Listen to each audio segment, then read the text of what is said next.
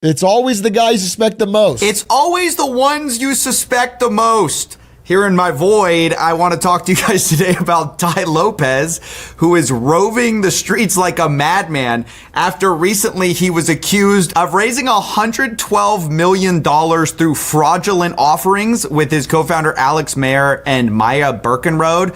This is the SEC has now taken a case against Tai Lopez, but he's still ranting. It's kind of fucked because the SEC is not enforcing or investigating basically fucking anything.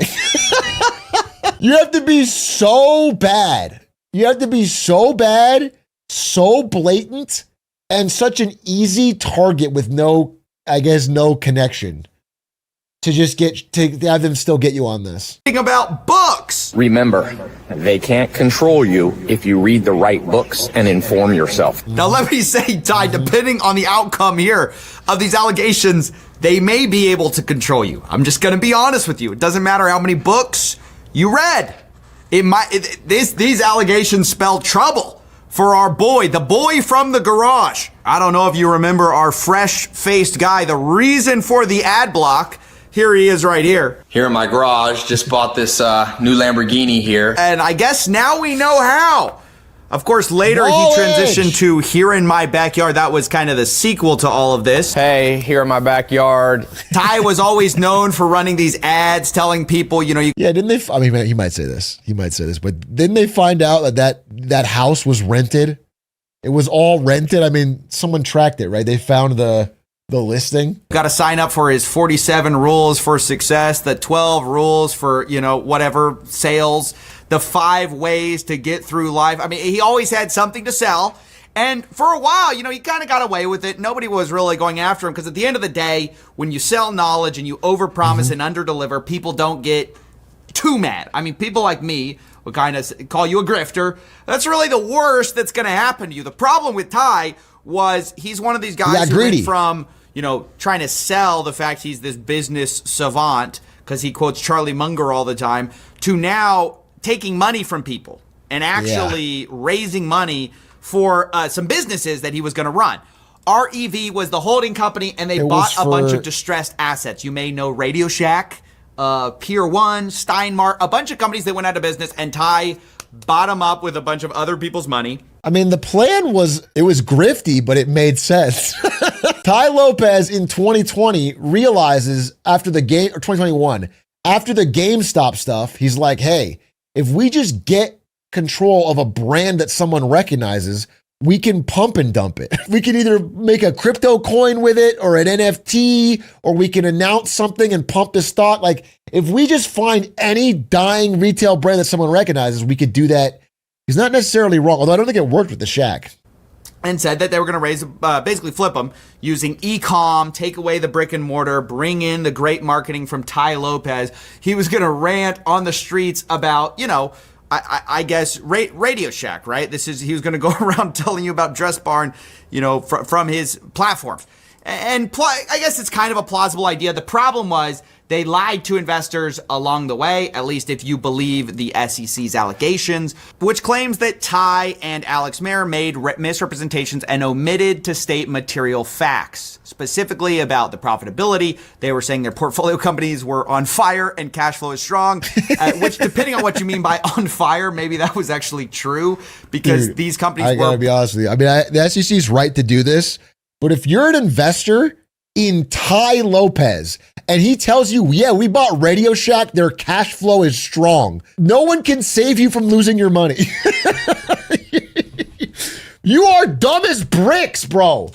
You are dumb as bricks. You're investing in the fucking YouTube Lamborghini guy as he buys a obviously failed business. Burning through cash.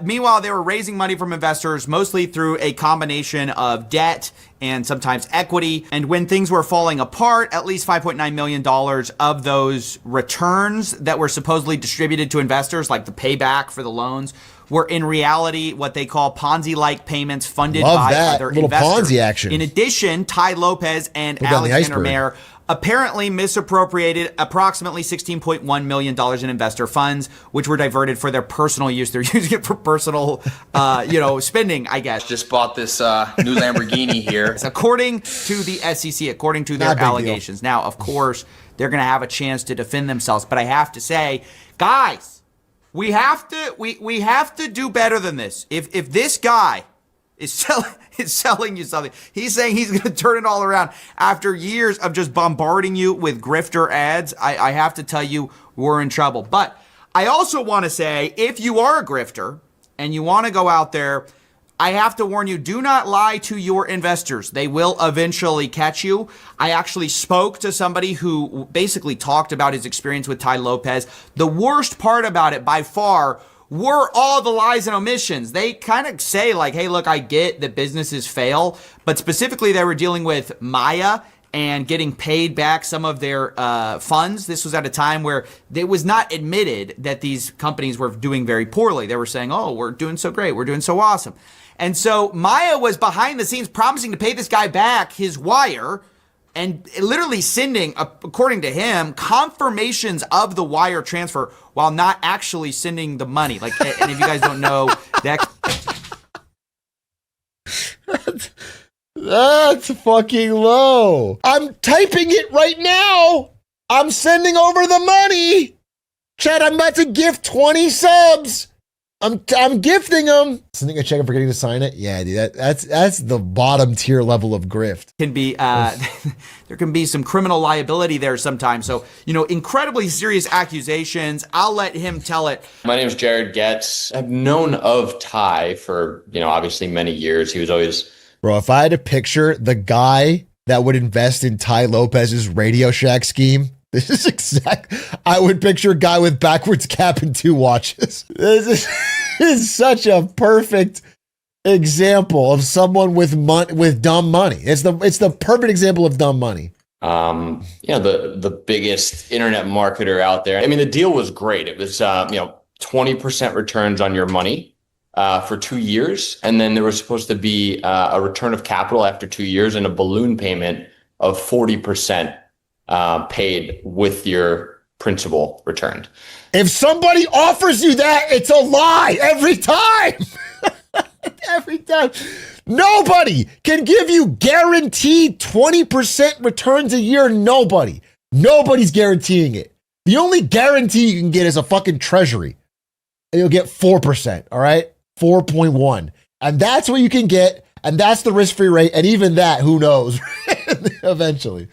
Okay? Nobody's giving you 20. And so, I threw in, I think it was like $275,000 or something like that. And, and they were paying. Listen, Tai Lopez should be taken down, but by God, they're saving this person. This is the person that the SEC is focused on saving. Back, monthly interest payments, and things were going really well. And then right around the time when the principal was due, and I'm a very easygoing, reasonable person. Right around the time the principal was due, Maya reached out and she was like, hey, is it cool if we postpone your payment for 2 weeks? We're just getting things in order. And they sent a test wire, and I got the test wire, and they said, okay, cool, we sent your wire. And a day goes by, I didn't get it. 2 days go by, I didn't get it. 3 days didn't get it. Hey, Maya, I didn't get the wire. Cool, let me look into it for you. Let me figure out what's going on. About a week later, hey, sorry, Jared, there was an issue with the bank. We're going to have to try this again. Let me know if you got this other test wire. So next day I get another $50 wire. Yeah, got it. No problem. Great. All right, cool. I'm going to send the rest of it. Of course, I don't get the wire. Sending a $50 test wire.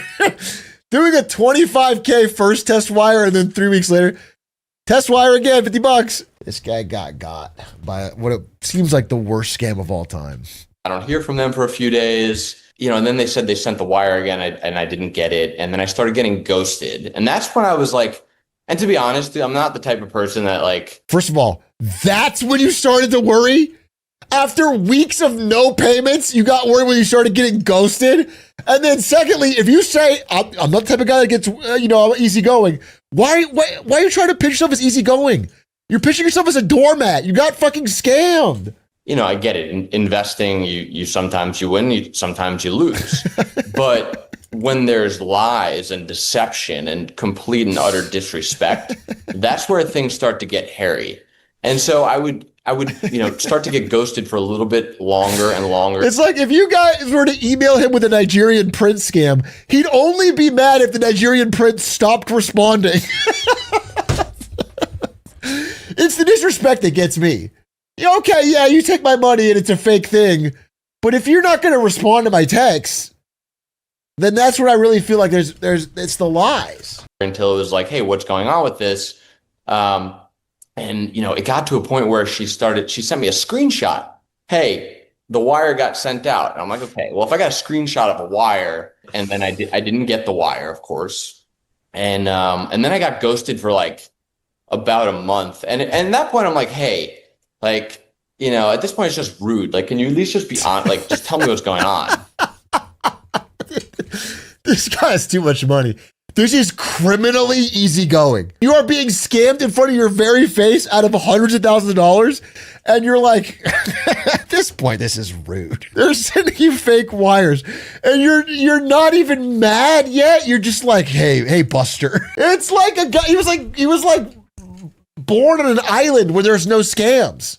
This guy's like, he's like insulated from the world. It's like that movie, The Invention of Lying, where no one ever lied. So he's just completely bulldozed by it. And then I finally hear back from her like a little bit over a month later, and she's like, sorry, I was traveling.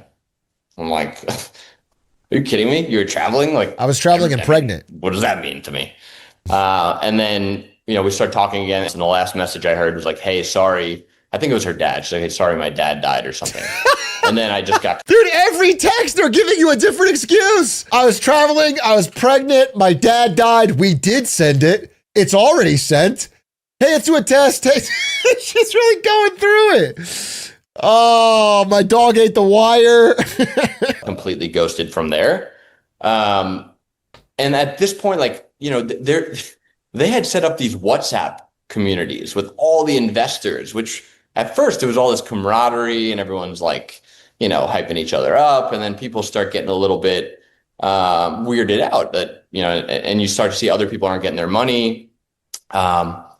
And then finally, I don't remember the timeline exactly. It was probably about 6 months later that that we heard that they're going to have to file for bankruptcy. Now, that's just the short version of the story. But after this, Jared and others they basically reported these guys. And of course, now there are charges, at least with the Securities and Exchange Commission. And I think it's good. I don't think you should be able to raise $100 million with various false statements, omissions, misstatements, and you get away with it, especially on the back of your social media. Again, I agree.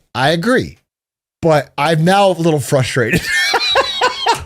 The more I learn about this, the more I'm frustrated, because this is what the SEC is cracking down on. This is the victim that we are most worried about. There is so much fraud happening right now. There's so much fraud. There's so many misleading statements. The president has a $5 billion crypto coin that we stopped enforcing any major crypto regulation. And now we are worried about a dropshipping guru who seems like the most scalable person of all time. Profile. Now, if you're wondering what's going on with Tai now that he has gotten these allegations against them, it's not going well. He's still hawking things. This is his Tai Lopez vlog. He wants you to text him a private number and he's gonna, potentially sell you on something. But this is just a few days ago. He's talking about the malicious actors that are trying to take you down. It very much feels like, vague posting about what he's actually going through. And make no mistake, we live in a world where you're trying to be controlled, both maliciously by people and... I gotta be honest with you, dude. The background has downgraded from Lamborghini and mansion in the hills to like walking the streets. It's giving way more homeless than it is giving millionaire guru.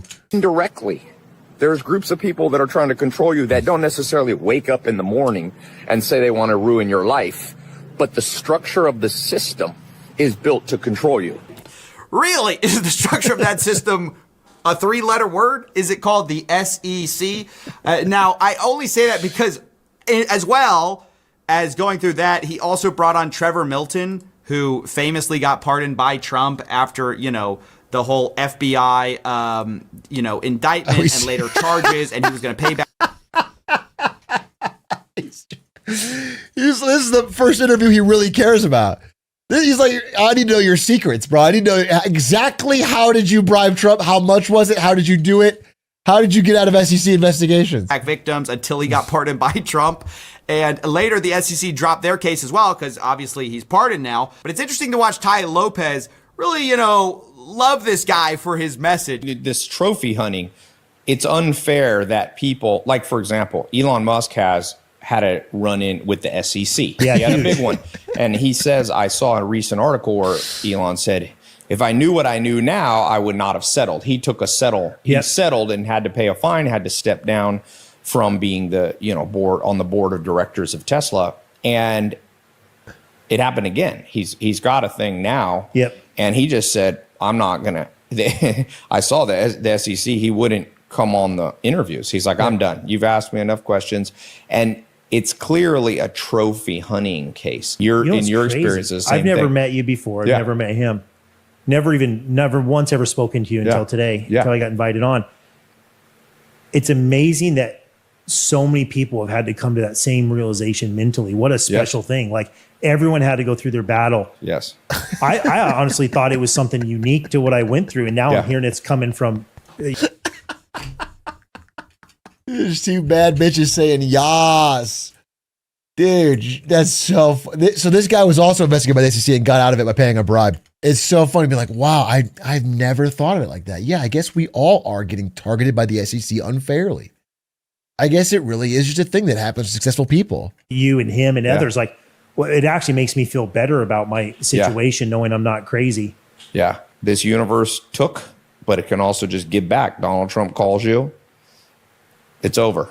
You're pardoned. Dude, it is wild. You can almost see Tai hoping for that call himself. Now, look, again, I've talked to some of the investors who've gone through this. It's been horrible trying to get their money back. But also, guys, protect yourself. When somebody grifts and grifts and grifts, do not trust them with your money, please. Tai is still trying to sell stuff to people. He's still trying to push people into stuff. I even got leaked one of Tai's frameworks, and at the bottom of the whole framework is the 3-pillar close, where, just so you guys know, they say if they can't afford it, you first see if they can afford it on a credit or debit card, and if not, we discuss finance options with Klarna, PayPal Credit, or Elective. So this is the kind of guy you're dealing with, putting your course on Klarna. This is fucking crazy, but I do want to say, chat, I really appreciate you as part of this community, and honestly, I think we could deepen our intellectual bond here, and I could share some deeper knowledge if you were part of the Atrioc army, and that is one simple payment of $4.99 to join subscription. And if you can't afford it, don't worry. I think they have Klarna and Afterpay at checkout. Buy a 6 months, get ahead of yourself, invest in your future, okay? And join our intellectual, basically salon, of Titans where ideas are flying all around. And yeah, you just do that every month, and pretty soon you'll be there. Oh, thank you so much. Really appreciate that. Make sure to get that on Klarna, though, Captain Kuick. Thank you for the 61s. And if you don't mind, go big or go home. Gift some subs with money you don't have. That would be really great. I don't know what to say. Really bad stuff. Now, I gave Tai an opportunity to respond to the allegations the SEC made. He did not reply. If he does, I will pin it. Okay, that's basically it. Yeah, very funny. Very funny. I mean, again, unequivocally a good thing, but it's just a weird for that to be the only thing that I'm hearing from the SEC.